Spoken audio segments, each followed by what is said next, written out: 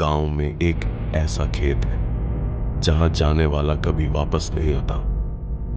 गांव के बाहर एक पुराना और सुनसान खेत था जिसके बारे में लोग आज भी डरते हुए बातें करते हैं। कोई कहता था कि वहां अजीब आवाजें आती हैं, तो कोई कहता था कि रात में वहां साए घूमते हैं। लेकिन सबसे डरावनी बात यह थी कि जो भी रात में वहां गया वो कभी पहले जैसा वापस नहीं आया। रवि इन सब बातों पर विश्वास नहीं करता था। उसे लगता था कि ये सब लोगों का वहम।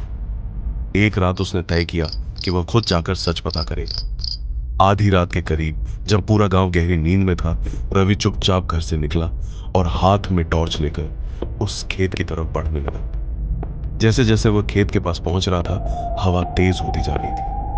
पेड़ अजीब तरीके से हिल रहे थे और सूखे पत्तों की आवाज सुनाई दे रही थी। माहौल में एक अजीब सा डर घुला हुआ था, लेकिन फिर भी रवि खुद को हिम्मत देता हुआ आगे बढ़ता गया। खेत के अंदर कदम रखते ही उसकी टॉर्च अचानक टिमटिमाने लगी और फिर एकदम बंद हो गई। चारों तरफ गहरा अंधेरा छा गया। अब उसे सिर्फ अपनी सांसों की आवाज और दिल की धड़कन सुनाई दे रही थी। उसी अंधेरे में उसे साफ महसूस हुआ कि कोई उसके ठीक पीछे खड़ा है। रवि ने धीरे धीरे मुड़कर देखा, लेकिन वहां कोई नहीं था।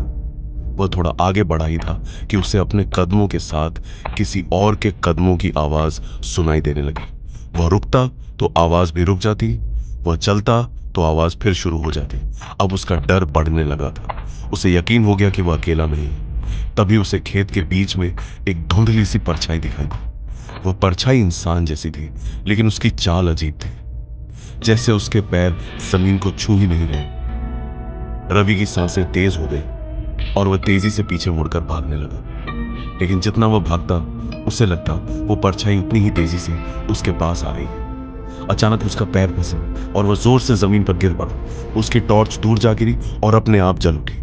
डरते हुए रवि ने नजर उठाई और जो उसने देखा उससे उसका खून जम गया। उसके सामने खड़ी परछाई धीरे धीरे साफ होने लगी और जैसे ही रोशनी उस पर पड़ी, रवि का दिल जोर से धड़कने लगा। वो कोई इंसान नहीं बल्कि एक डरावना भूत था। उसका चेहरा पीला और सड़ा हुआ था, आंखें गहरी काली और मुंह पर एक भयानक मुस्कान। उसके हाथ असामान्य रूप से लंबे थे और उसकी उंगलियां धीरे धीरे हवा में हिल रही थी। रवि डर कर पीछे हटने लगा, लेकिन तभी उसने महसूस किया कि उसके पीछे भी कोई खड़ा है। उसने पीछे मुड़कर देखा और इस बार वहां भी वही भूत खड़ा था। अब रवि ने इधर उधर देखा।